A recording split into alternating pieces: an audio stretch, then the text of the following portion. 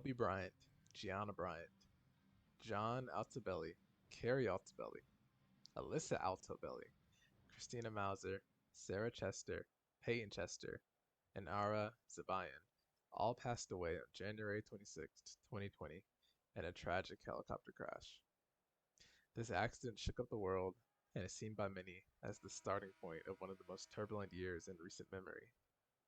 However, although this accident may have been tragic, it was far from unavoidable. In fact, if not for the public at large, yes, that includes you and me, I believe that Kobe Bryant and all who perished with him would still be alive today. Don't believe me? Well, let's get into it. First and foremost, we have to talk about the cult of personality that we build up around Kobe. We hold up ball players, musicians, and political figures as deities in modern society. This is a toxic relationship that the masses of people have with certain quote unquote talented individuals in our society. Time and time again, it is proven to not only be a toxic, but fatal relationship. Kobe, in particular, was a special case because he was molded to be a hoops legend from the minute he was born. It is irresponsible to put such a pressure on a young person, yet so many people do it anyway. There are countless child entertainment stars that are exploited for their talent and cast by the wayside when it's proven that they don't have what it takes. Likewise, there are endless cases of young athletes with hoop dreams or field dreams that never make it big and end up broken shells of themselves in young adulthood. In some ways, Kobe was lucky because at the very least, he did make it to the mountaintop. But his success came at a hefty price, the price of his sanity. What do I mean by sanity?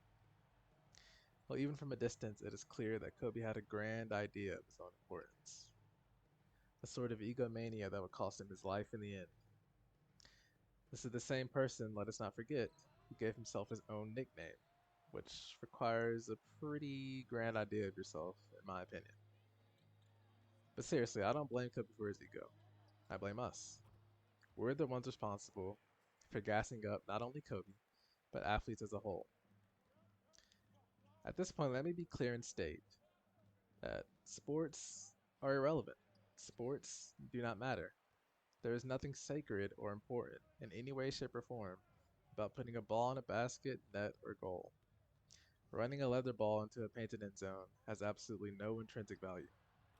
Neither does running 100 meters in 9 seconds or doing a perfect split after a bunch of cartwheels.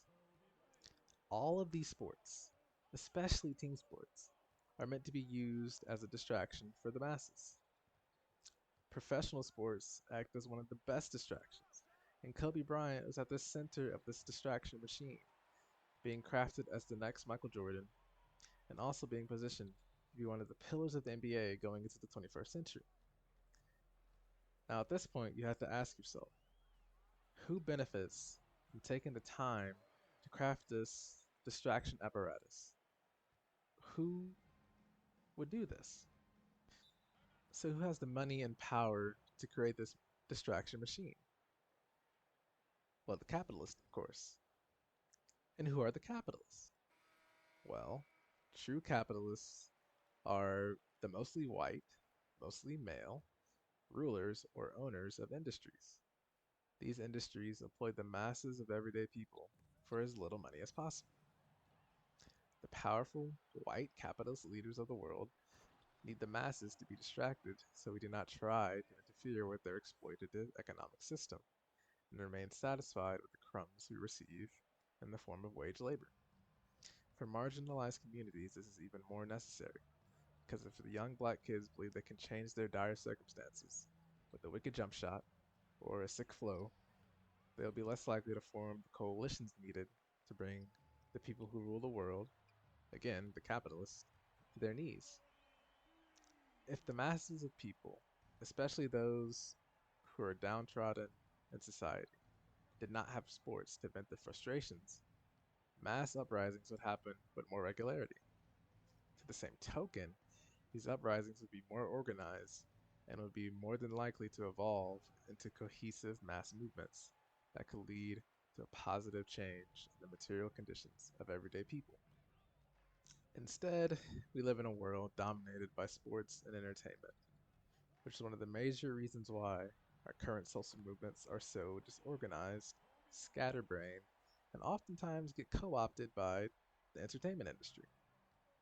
This is why you get scenes like Tamika Mallory exposing the needs of Black Lives Matter at the Grammy Awards, or AOC wearing a Tax the Rich dress at the Met Gala. In the sports realm, it is why we saw the NBA bubble be plastered with Black Lives Matter symbols and slogans like "Love us" and "Hear us."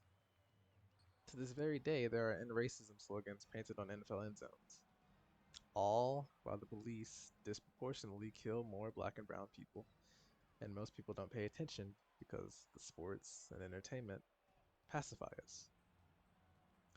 Now, let me be clear in saying that as a black man, I support the phrase Black Lives Matter, and I'm also okay with local BLM chapters trying to make change. The National Black Lives Matter Network is another story. I feel that the global network is too opaque with how they handle their money and usually end up letting the local chapters crumble and don't share the revenue that they have with them, which is despicable.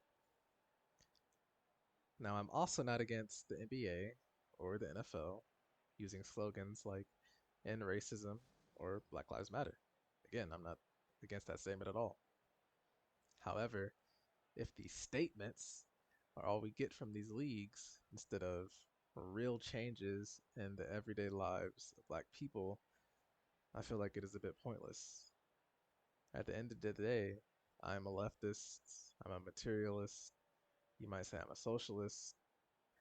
It's probably easiest to think of me as to the left of Bernie Sanders for Americans watching this. In the end, no matter what box you put myself in, or attempt to put myself in, I just want the majority of human beings on the planet, the 99%, to be able to live positive lives.